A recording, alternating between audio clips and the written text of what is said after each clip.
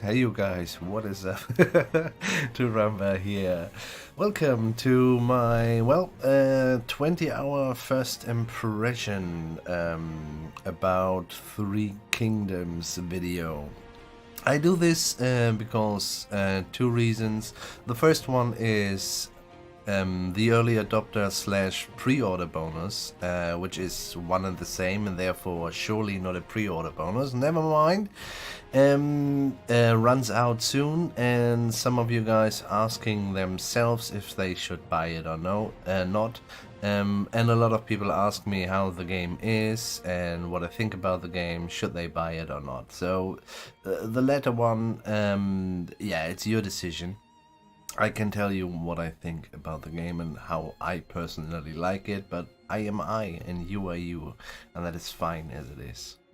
This is the first one, and the second one is I will link this via command in the stream chat, so I don't have to tell what I want to tell about the first 20 hours over and over and over and over and over again. So anyway, all of you are welcome, but let's get into it. So first of all, on the battlefield, I have written down a couple of notes. The movement of the units and the clashes feel a lot like Medieval 2.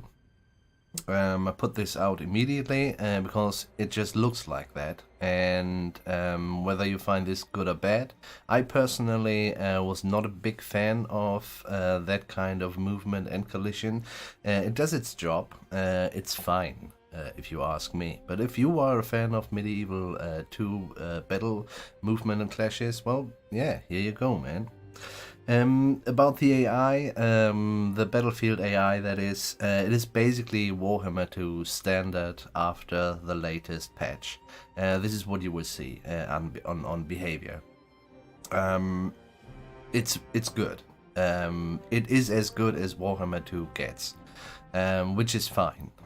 In terms of AI, it's fine. We have seen terrible things throughout the last 15 years, and the current state is fine.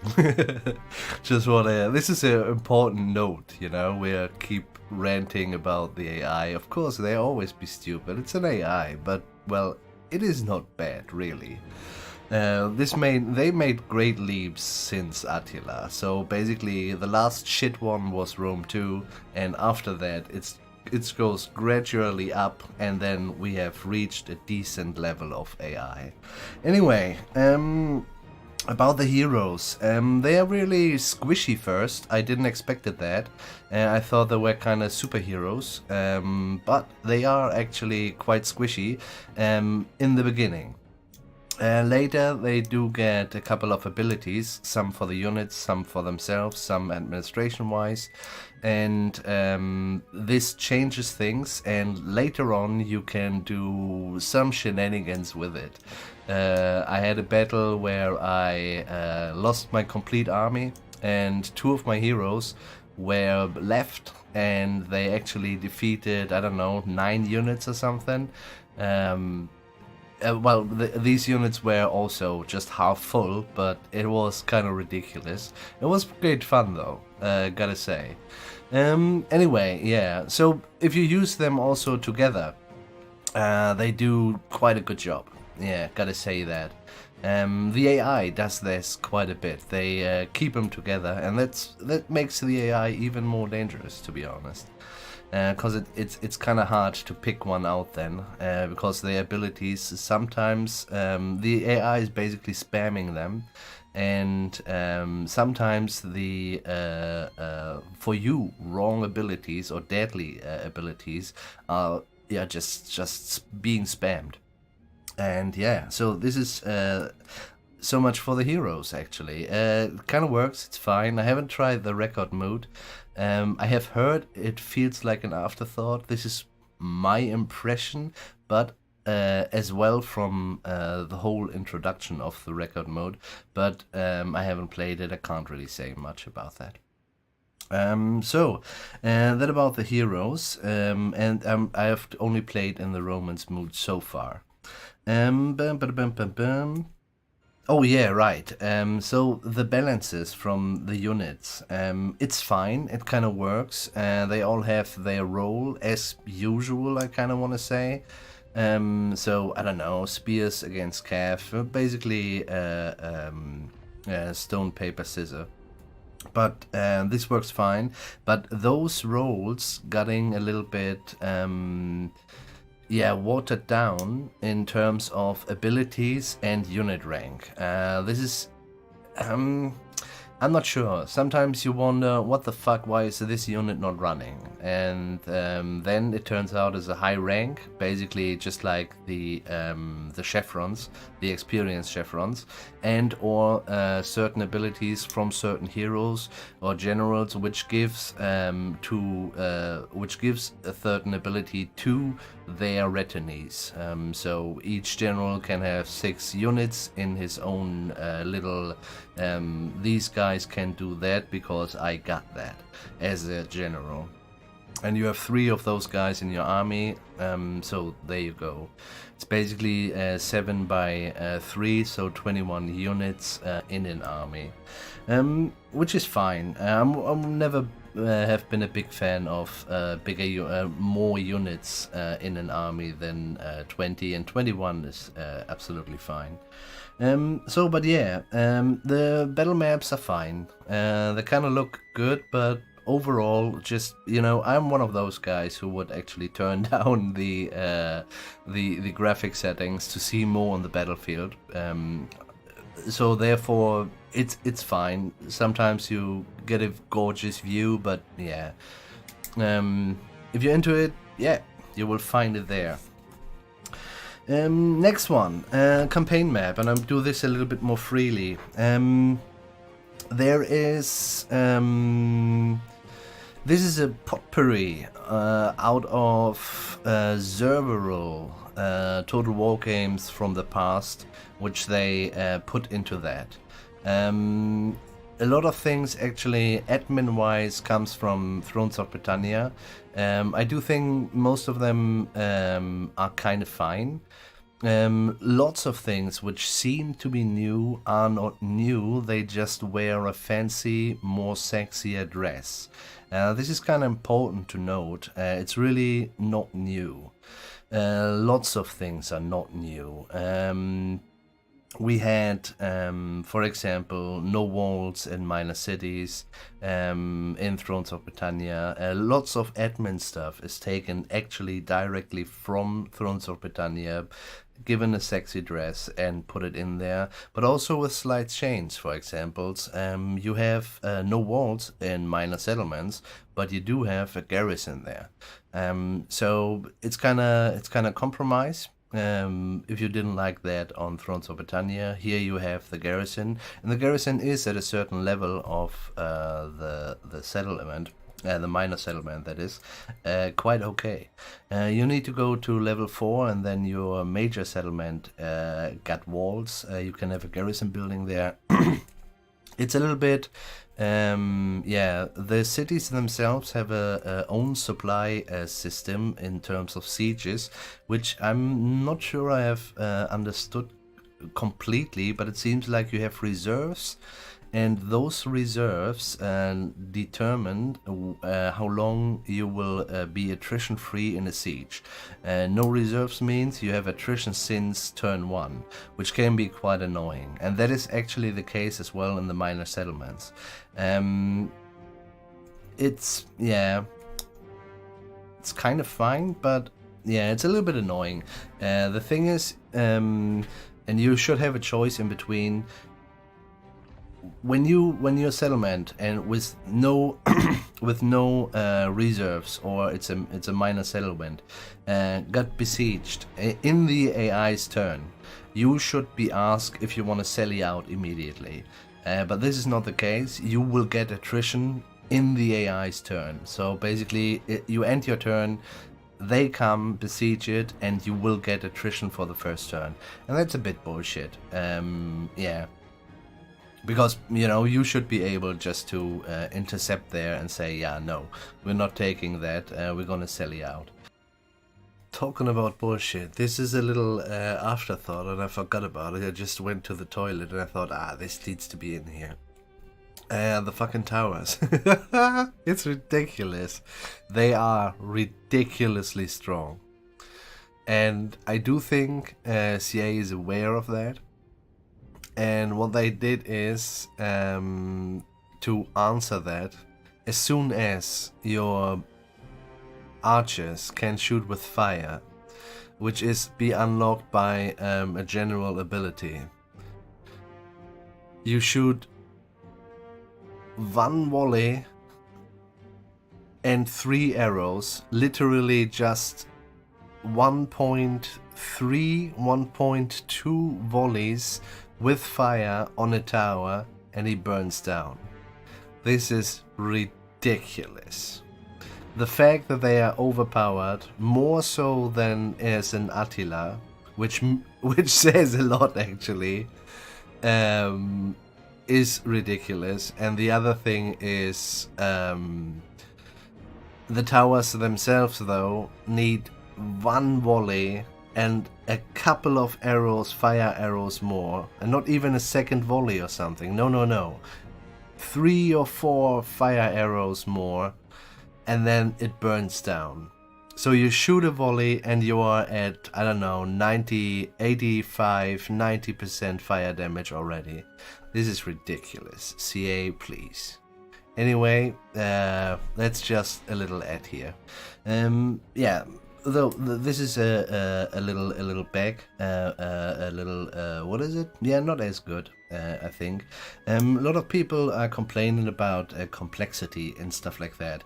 I had little problems with Thrones of Britannia though, and it is more or less Thrones of Britannia in terms of admin. We have the food system. It is actually pretty much the same, slightly different numbers, but all the same.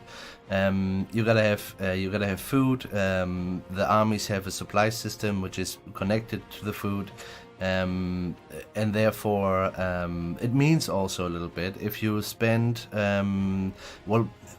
early in the game, if you spend lots of time or a couple of turns in the enemy territory, you will have supply problems, which is cool actually. Yeah, so it's also just like in Thrones of Britannia, which is really fine. That being said, there's a lot of things which is also more than Thrones of Britannia, and we do have the coalitions, which is also it's basically just like an alliance in another dress. Coalitions are basically, before you have an ally, he gets attacked, and you have to say, yeah, I'm gonna stay allied with him, or I break the alliance. And now you can say yes or no, and you stay in the coalition. So you have more freedom, so to say, which is also just fine.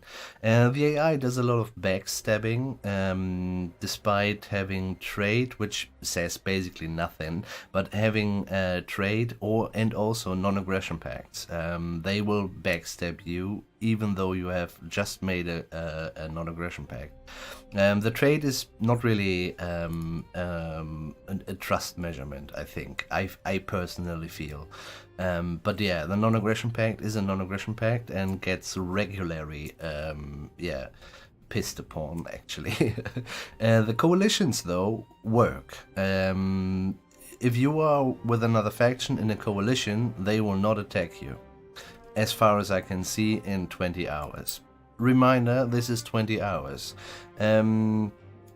There's a couple of little fancy things which has been wished for every Total War game ever. That is, for example, fast build. You can build something, and then there is a little button. If you have enough money, you can reduce the limit. You can fast build it. It's just very expensive, but it's a nice to have. Several other small things are as well, but I don't want to do this too long, and it's already nearly 15 minutes now. So yeah, It is quite interesting. I like the game. I haven't been able to establish myself in my campaigns. I started 2 already, and I consider them both failings. But maybe I can't get a grip yet. I'm pretty sure at a certain point it will just make click, and I get into it. But I do not at the moment. And that seems to me like this game is everything but not beginner friendly, man. They do a lot. Just like when you start the game for the first time, they ask you, have you played Total War games before? Or I'm new to Total War games. Of course I clicked, I have played Total War games. And then the advisor starts with, this is an army, you can attack other armies or cities with it. What the fuck? Really? I just clicked, I've played it. Anyway, it's weird a little bit, but yeah.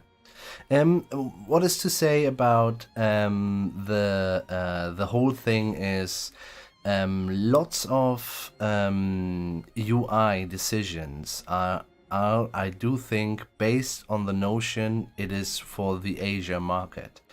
What you see, and this is just a really minor example, but it might be pretty insightful. What you see is, for example, the close button is always on the left side, in the upper left side of the screen, and I see myself every fucking time to move the mouse to the upper right side, but there is nothing, of course, and so I had to go to the left side, and this little thing it indicates that a lot of things are also compromised as a UI decision between more or less East and West. And these things are. I don't know, and I don't want to judge that. That's the point about it. Overall, I mean, you could say it's a terrible money grab, but this is not true. All the humans in Asia are humans in Asia, and all the humans in Europe and America are humans in Europe and America. There's no better or no better or worse. It just is. So you gotta find a middle ground, and it is what they tried here.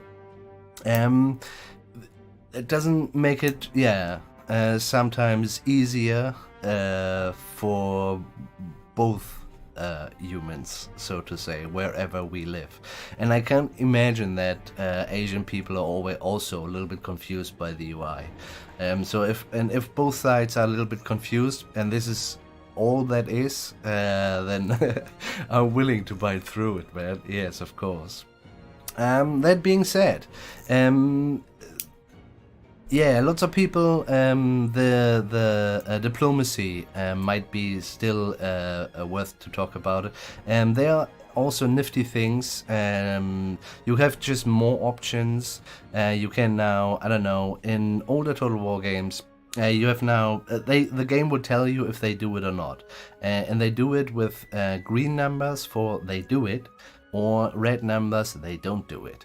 But this has been in the game before as well. It's just a fancy dress as well. So it's just it just changed the UI. Instead of words, they are likely to do that. Chances are high, chances are moderate, chances are low. They go for red numbers and green numbers. It's the same. It is really. And you see this quite a lot. I mean, I kind of feel you have to play more Total War games in depth, but it's with the numbers currently, with the diplomacy, and you have some fancy stuff with the you can trade regions, you can sell kind of artifacts, which are not really artifacts, but yeah, you can sell followers, you can do a lot of stuff. But it's not really revolutionary. It is just nifty little things which have been wished by players for the last 15 years. But here they are in, and I think we shall appreciate it. The UI though is weird, but as I said, this might be due to reasons where we have to find a compromise. Simple as that. Sometimes you get asked by the diplomacy UI though needs reworking, because it is really all the coalitions in stuff. It's hard to keep an eye on, but it's important to keep an eye on. Therefore, that needs to be changed slightly. Don't ask me how. I'm not a dev, but it needs to be changed. You will lose overview, and you will people also come to you offering her daughter to marriage with your heir, and but they don't tell you where they're from, so you don't know where they are. That makes no sense at all. And other stuff as well. So I don't know. Do you want to join the coalition? Yeah, sure. Where you at? I don't tell. You know, this is just stupid. But I do think this is stuff which will be patched out. Yeah. And I do think you kind of need to have, I don't know, maybe even a own coalition tab. You can uncheck it and check it every time you go into the coalition, the groups basically. You can uncheck it. You can check it, and then the coalitions are there. But if you go the next time in the diplomacy menu, you have to check it again. So sometimes it's checked, sometimes it's not checked. Sometimes you are in negotiation when the AI asks you, and you have no access to the. You cannot check it to see which coalition is this guy from who's just offering me something. Stuff like that is unnecessary. It's a complex system because we have the basically what is here. You are a minor or a major diplomatic strategic threat, and this is basically just great power penalty in a fancy dress. But this is connected to coalitions as well. They will form coalitions against you. You are the oppressor, and so on and so on. So it's quite important to actually know what's happening there. So guys, that was 20 minutes plus. I am intrigued by this game. I'd like to play it further. I would like to start a YouTube campaign as well. Sorry to my Patreons that there wasn't one in the last couple of months. The construction work is going on. I'm actually at the brink. People have started screaming. It's Saturday and they work today as well. And people started screaming at the construction workers. So yeah, it's kind of nice. But I'm beyond. I don't know, man. I'm just struggling towards the mountains of madness. It's soon 1.5 years of construction work around me. It's hard, guys. I fucking mean it. It's hard. So therefore, I do hope you see how I'm not really able to do 4 or 5 streams per week. And then do YouTube campaigns. But yeah, once I get a grip on this game, I think I will have a YouTube campaign running if we reach $50, even 2 on Patreon, that is. And I want to have another campaign running on the German channel, which I have just avoided to even think about it. But yeah, reasons. The same reasons, and these are obvious. But yeah, they say the construction work is done in June or July. I don't know for sure. I don't believe them. It doesn't look like it. So I expect it to be over in August or September. But this is not that far away. I'm very, I get happy feelings when I think about when they have gone away. It's really weird, man. It's a strange state of mind. Guys, wherever you are, do have a nice one. Jump into the stream if you like. If you're coming from there, go back, man. Give this man a Snoopy. And, no, a sweet? Do you know what a Snoopy is? Well, you're not Dutch, I guess. Anyway, yeah. This has been 20 hours, first feedback, impression, blah. Should you buy it? I guess if you're a Total War fan, of course, this answer is not to be questioned. You do it. There is a legitimate... I had one legitimate